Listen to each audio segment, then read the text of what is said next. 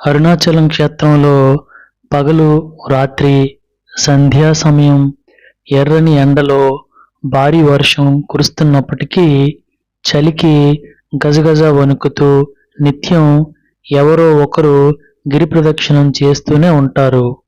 పురాణాల ప్రకారం గంధర్వులు, దేవతలు, మహర్షులు, శివలోకం, విష్ణులోకం వంటి అన్ని లోకవాసులు కూడా తిరువణామలైకి వచ్చి భూలోకంలో ఉండే జీవరాశుల రూపంలో అంటే ఈగ, చీమ, కుక్క, పక్షులు, పశువుల రూపంలో వచ్చి అరుణాచలేశ్వరుడి గిరి చుట్టూ ప్రదక్షిణలు చేస్తారు.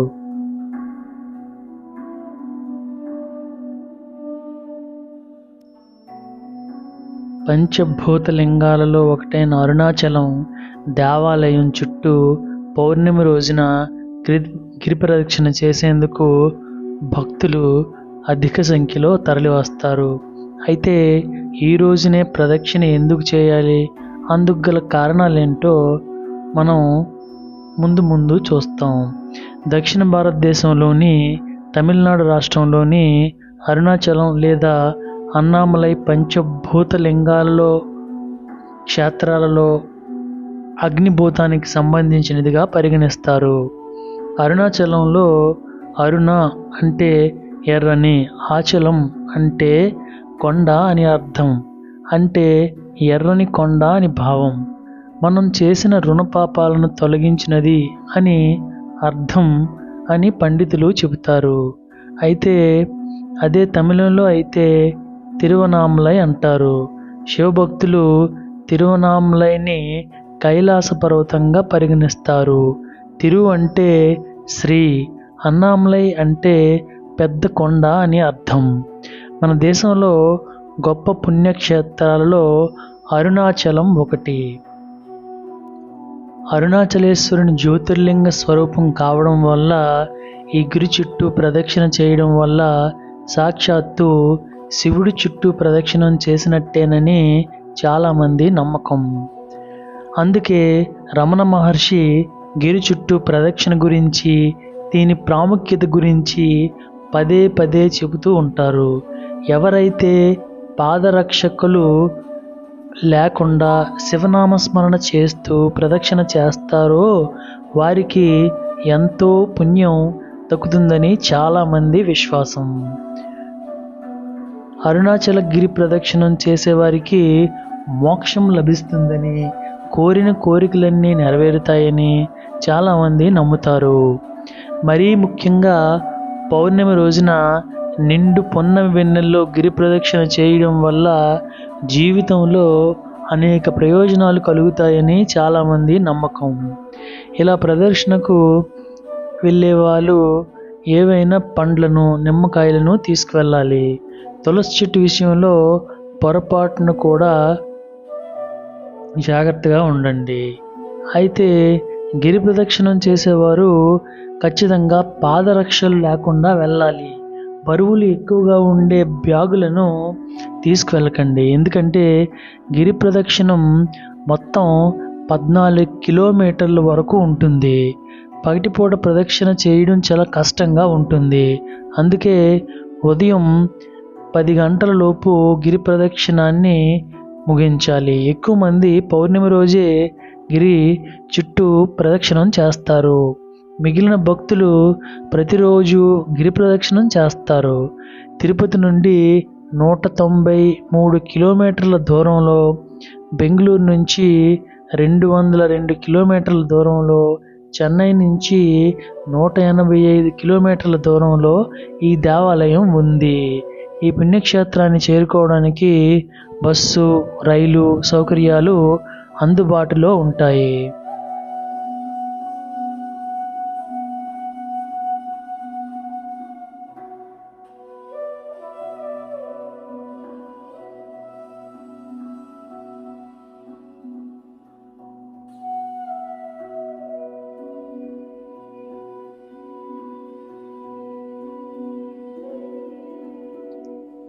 తిరువనామలైలోని శివుడు తనను తాను ఒక భారీ అగ్నిస్తంభంగా వ్యక్తీకరించారని చెబుతారు. దీని ప్రారంభం మరియు ముగింపు బ్రహ్మ మరియు విష్ణువులచే కనుగొనబడలేదు. భారతదేశం అనేక శతాబ్దాల నాటి దేవాలయాలు, భూమి, వారసత్వ సంపద కలిగిన దేశం. దక్షిణ ప్రాంతం దాని తీర ప్రాంతాన్ని అలంకరించే పురాతన నిర్మాణ సౌందర్యాన్ని కలిగి ఉంది. ప్రతి సంవత్సరం లక్షలాది మంది సందర్శకులను మరియు యాత్రికులను ఆకర్షిస్తూ దక్షిణ భారత దేవాలయాలు ఆధ్యాత్మిక ప్రాముఖ్యతను కలిగి ఉన్నాయి మరియు దేశ పురోగతికి దోహదం చేస్తాయి. ఈ పవిత్ర స్థలంలో ప్రతి ఒక్కటి వాటితో అనుబంధించబడిన ముఖ్యమైన నమ్మకాలు మరియు ఆధ్యాత్మిక వాస్తవాలను కలిగి ఉంటాయి. ఇవి వాటితో అనుబంధించబడిన వారి ప్రత్యేక చరిత్రను జోడించాయి. ప్రతి ఒక్కటి ప్రత్యేకమైన ఆధ్యాత్మిక వాస్తవాలతో ముడిపడి ఉంటుంది. అటువంటి పంచభూత స్థలాలు 5 శతాబ్దాల నాటి అత్యంత గౌరవనీయమైన ఆలయాలు దక్షిణ భారత రాష్ట్రాలైన తమిళనాడు మరియు ఆంధ్రప్రదేశ్లో ఉన్నాయి. అవన్నీ శివుడికి అంకితం చేయబడ్డాయి. భారతీయ సాంప్రదాయం విశ్వం 5 విశ్వ మూలకాలను కలిగి ఉంటుందని గుర్తిస్తుంది. దానితో ప్రతి జీవితం తయారు చేయబడింది. భూమి, నీరు, అగ్ని, గాలి మరియు ఆకాశం ఈ అంశాలన్నీ పంచభూత స్థలంలోని 5 ఆలయాలతో శివునిగా ప్రధాన దేవతతో వ్యక్తమవుతాయి. 5 దేవాలయాలు: తిరునైకావల్ జంబుకేశ్వర నీరు, కాంచీపురం ఏకాంబరేశ్వర్ భూమి, చిదంబరం నటరాజం ఆకాశం, తిరువనామలై అరుణాచలేశ్వరార్ అగ్ని మరియు కాళహస్తినాథర్ గాలి. దేవాలయం తిరువనామలై జిల్లా దక్షిణ భారత రాష్ట్రాల్లో తమిళనాడులో అత్యంత గౌరవనీయమైన ప్రదేశాలలో ఒకటి. ఇది భారతదేశంలోని అతిపెద్ద శివాలయాలను కలిగి ఉంది. ఆరుల్మిగు అరుణాచలేశ్వర ఆలయం పంచభూత స్థలాలలో ఒకటి. అన్నామలయార్ ఆలయం అని కూడా పిలుస్తారు. ఇది అగ్ని యొక్క మూలకాన్ని వ్యక్తపరుస్తుంది. ఇక్కడ లింగాన్ని అగ్నిలింగంగా పేర్కొంటారు. ఇక్కడ శివుడు తనను తాను ఒక భారీ అగ్నిస్తంభంగా అభివర్ణించాడని చెబుతారు. దీని ప్రారంభం మరియు ముగింపు బ్రహ్మ మరియు విష్ణువులచే కనుగొనబడలేదు. ప్రధాన దేవత అరుణాచలేశ్వరుడు లేదా అన్నామలయార్ శివుడు, అతని భార్య పార్వతీదేవత ఉన్నమలై అమ్మన్ అపితకు చెంబల్గా చిత్రీకరించబడుతుంది.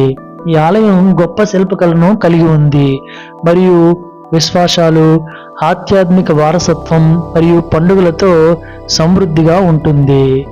ఆలయం వెనుక ఉన్న పవిత్ర కొండపై శివుడు తనను తాను జ్యోతిర్లింగంగా ప్రతిష్ఠించాడని చెబుతారు. దాదాపు 2668 అడుగులు ఎత్తైన పవిత్ర కొండ ఇక్కడ లార్డ్ అన్నామలయార్. ప్రతి పౌర్ణమి రోజున గిరివాలం లేదా ప్రదక్షిణ చేయడం 14 కిలోమీటర్ల మార్గంలో నిర్వహించబడే పవిత్రమైన ఆధ్యాత్మిక చర్యగా పరిగణించబడుతుంది. ప్రతి పౌర్ణమి రోజు లక్షలాది మంది భక్తులు కొండ ప్రదక్షిణలు చేస్తారని వాస్తవాలు చెబుతున్నాయి. గిరి ప్రదక్షిణ చేయడం వల్ల మానసిక ప్రశాంతత మరియు ఆరోగ్యం లభిస్తాయని నమ్ముతారు. పవిత్ర నడక భక్తులను వారి జన్మ మరియు పునర్జన్మ చక్రం నుండి ఉపశమనం కలిగిస్తుందని కూడా చెప్పబడింది. గీర్వాలం చేసే యాత్రికులకు ప్రయోజనం చేకూర్చేందుకు జిల్లా యంత్రాంగం బోర్వెల్ పంపులను ఏర్పాటు చేసింది, పాలను సరఫరా చేస్తుంది మరియు ప్రత్యేక సందర్భాల్లో అన్నదానం కూడా నిర్వహిస్తుంది. అలాగే దక్షిణ భారత కళాకారుడు తిరు రజనీకాంత్ రాత్రిపూట యాత్ర చేసే యాత్రికుల కోసం మార్గంలో అమర్చడానికి సోడియం దీపాలను విరాళంగా ఇచ్చారు. శివుని అభివ్యక్తికి అంకితం చేయబడిన అన్ని దేవాలయాల గురించి మాట్లాడేటప్పుడు అరుణాచల్ దేవాలయం అన్ని పేర్లలో అత్యంత పవిత్రమైనదిగా పరిగణించబడుతుంది. ఆలయంలోని అగ్నిలింగం స్వయం త్యాగం, విముక్తి, కర్తవ్యం మరియు ధర్మానికి ప్రతీక. తిరువనామలై అరుణాచలం దేవాలయం హిందూ పవిత్ర గ్రంథాల్లో పేర్కొన్న విధంగా మోక్షాన్ని పొందేందుకు గౌరవించబడే 4 పవిత్ర స్థలాలలో ఒకటి. అరుణాచలేశ్వరుణ్ణి ఆరాధించడం ద్వారా మోక్షం లభిస్తుందని నమ్ముతారు. నినైతలే ముక్తి తరం తిరుతాళం. ఆలయ సముదాయం పవిత్రమైన కొండతో పాటు బలమైన సానుకూల ప్రకంపనలను వెదజల్లుతుందని చెబుతారు. నేటికి కొందరు వ్యక్తులు ఆ ప్రదేశంలో ధ్యానంలో లోతైన సాధువులను చూశారని చెబుతారు. ఆలయ ప్రాంతంలో వివిధ భారతీయ సాధువులు మరియు ఆధ్యాత్మిక నాయకులను అంకితం చేయబడిన అనేక ఆశ్రమాలు మరియు సమాధులు ఉన్నాయి. ప్రపంచంలోనే అతిపెద్ద శివుని ఆలయంగా విశ్వసించబడే తిరువనామలై అరుణాచల దేవాలయం ఉనికి కొన్ని వేల సంవత్సరాల నాటిది. 850 CE నుండి 1280 CE మధ్య 9వ శతాబ్దంలో చోళరాజులు ఈ ఆలయాన్ని నిర్మించినట్లు శాసనాలు చూపిస్తున్నాయి. విజయనగర రాజుల పాలన, సంగమ రాజవంశం, సాలువ రాజవంశం మరియు తులువ రాజవంశం నుండి శాసనాలు కూడా ఉన్నాయి. చోళులు, పల్లవులు, పాండవులు, హొయసలులు, తంజావూరు నాయకులు, కడవరాయులు మరియు బాణాలు మరియు విశాలమైన ఆలయ సముదాయం యొక్క పునరుద్ధరణ మరియు అభివృద్ధికి సహకరించారు. ఈ ఆలయంలో 5 ప్రాకారాలు ఉన్నాయి. వీటిని వేరువేరు సమయాల్లో నిర్మించినట్లు చెబుతారు. మొదటి మరియు రెండవ ప్రాకారాలు ఎప్పుడు ఉనికిలోకి వచ్చాయో అధికారిక ఆధారాలు లేవు. అయితే 3వ ప్రాకారం 12వ శతాబ్దంలో నిర్మించబడింది మరియు 4వ మరియు 5వ ప్రాకారాలు 16వ శతాబ్దంలో నిర్మించబడ్డాయి. మొఘల్ సామ్రాజ్యం ముగిసిన తరువాత ఈ దేవాలయం హిందువులు మరియు ముస్లింల మధ్య యాజమాన్య పోరును కూడా ఎదుర్కొంది. 2002లో ఆర్కియలాజికల్ సర్వే ఆఫ్ ఇండియా చివరకు ఆలయాన్ని జాతీయ వారసత్వ స్మారక చిహ్నంగా ప్రకటించి దాని పాలనను చేపట్టింది. బ్రహ్మదేవుడు మరియు తిరువల్ విష్ణువు తమలో ఎవరు ఉన్నతమైన వారో నిర్ణయించడానికి వాదించడం ప్రారంభించారు. తీర్పు చెప్పమని శివుడిని కోరారు. అప్పుడు శివుడు స్వర్గం మరియు భూమిని తాకిన అగ్ని జ్యోతి యొక్క భారీ విశ్వస్తంభంగా రూపాంతరం చెందాడు మరియు అతని కిరీటం మరియు పాదాలను కనుగొనమని వారిద్దరిని కోరాడు. విష్ణువు అడవి పంది అవతారాన్ని తీసుకొని జ్యోతి పాదాలను కనుగొనడానికి భూమిని లోతుగా తవ్వాడు, కానీ ఫలించలేదు. బ్రహ్మదేవుడు హంస అవతారం తీసుకొని శివుని కిరీటాన్ని వెతకడానికి బయలుదేరాడు. బ్రహ్మదేవుడు పైకి వెళ్ళేటప్పుడు దాజంబు పువ్వు శివుని కిరీటాన్ని అలంకరించిన సుగంధ పుష్పం మరియు ఒక ఆవును కలుసుకున్నాడు. కిరీటం దొరుకుతుందన్న బ్రహ్మదేవుడు చెప్పిన అబద్ధానికి వారిద్దరూ తప్పుడు సాక్ష్యాలుగా వ్యవహరించారు.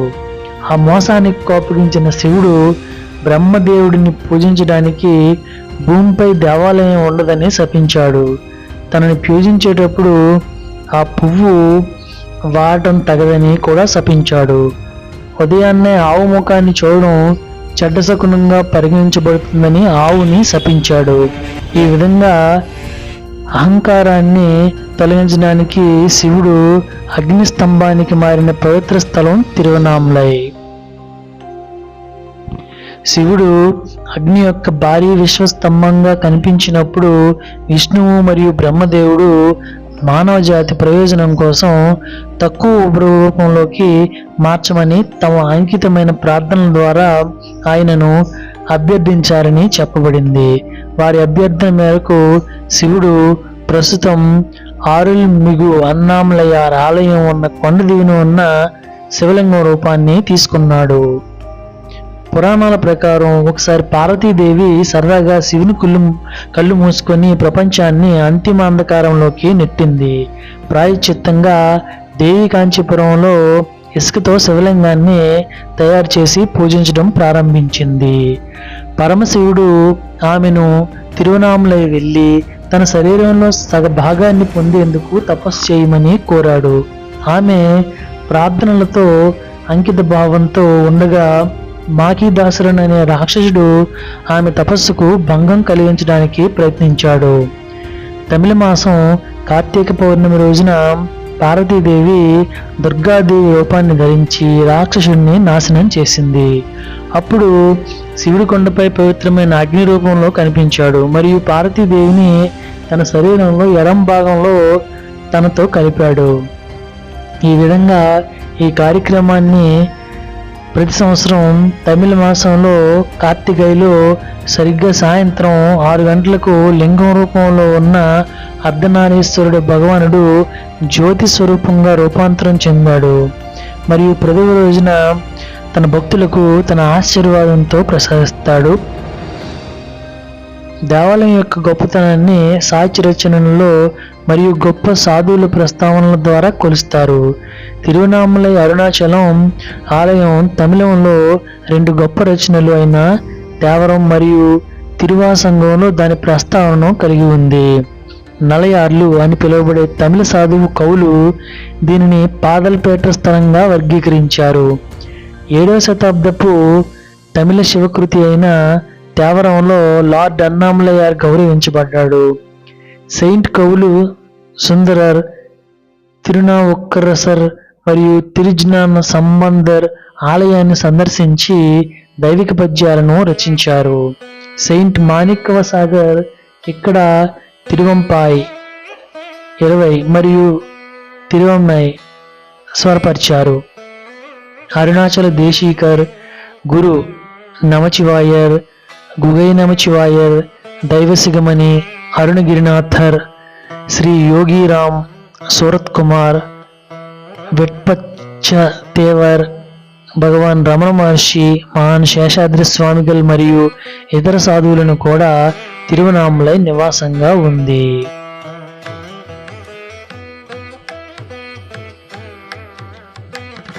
పంచభూత స్థలములలోని 5 ఆలయాలు భౌగోళికంగా దాదాపు సరళ రేఖలో ఉంటాయి.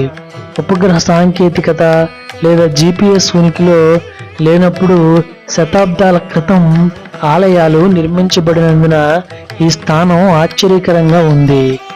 దేవాలయాల యొక్క రహస్యమైన అత్యంత ఖచ్చితమైన అమెరికా భౌగోళిక ఇంజనీరింగ్ మరియు ఖగోళ అద్భుతం.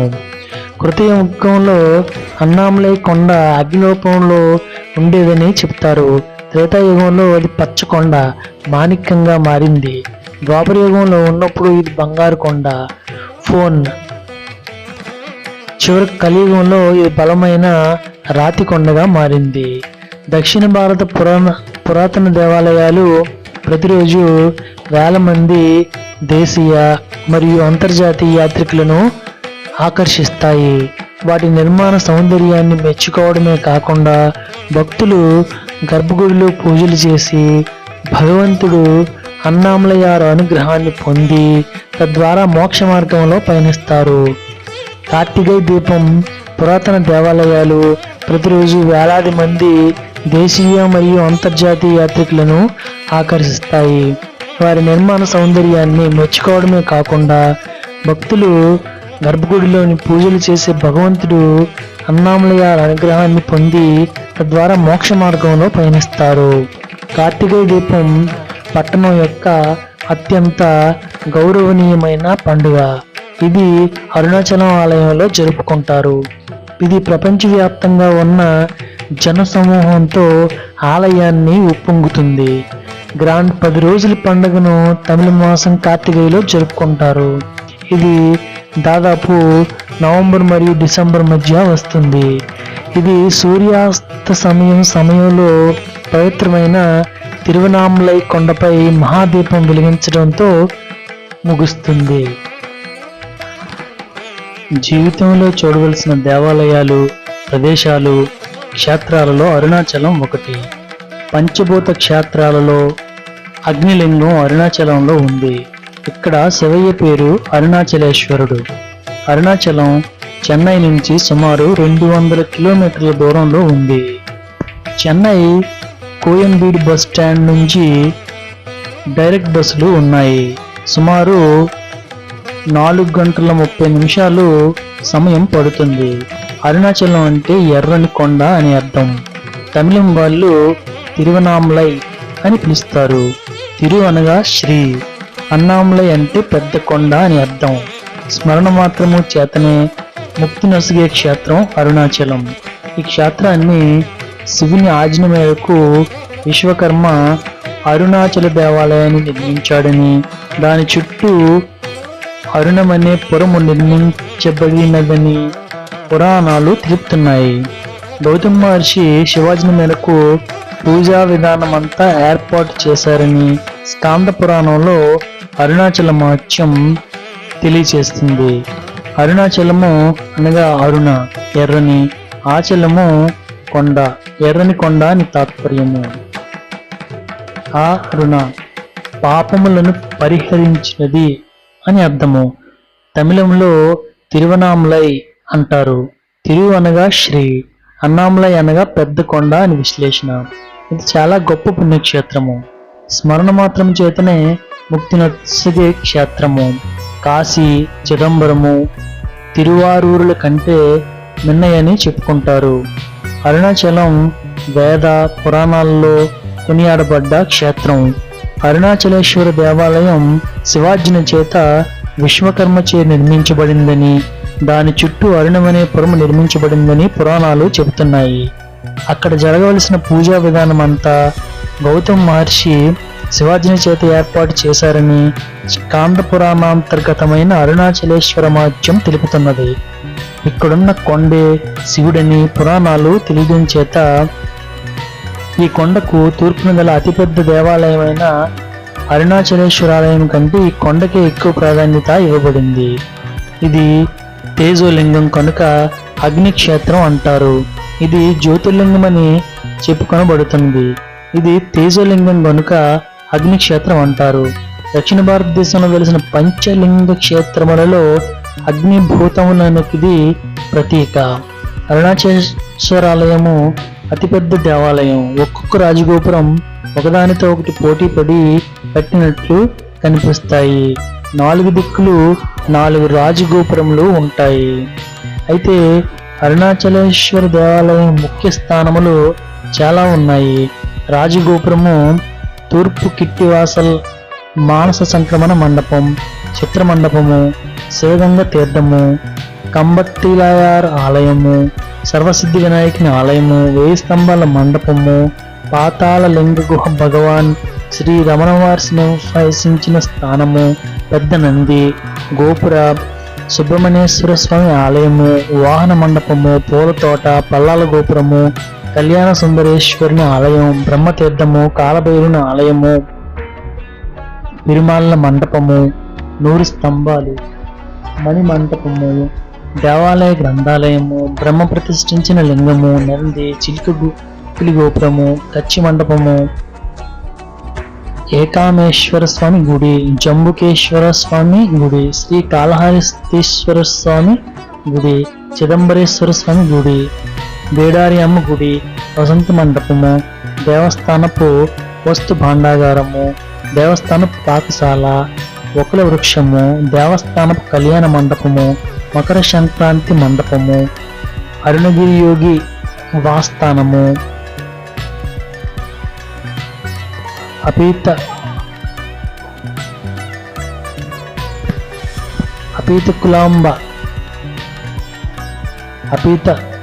కుచలాంబ, అన్నామలయమ్మ దేవాలయము, వాద్య మండపము, యాగశాల, గణేశుని గుడి, సుబ్రహ్మణ్యుల గుడి, ధ్వజస్తంభం, మహామండపము, అరుణాచలేశ్వర దేవాలయ గర్భగుడి, ఇప్ప చెట్టు, దక్షిణ గోపురము, పడమర గోపురము, ఉత్తర గోపురము, అమావాస్య పూర్ణిమ మండపము, కార్తికేయ మండపము, ఇవన్నీ ఉన్నాయి.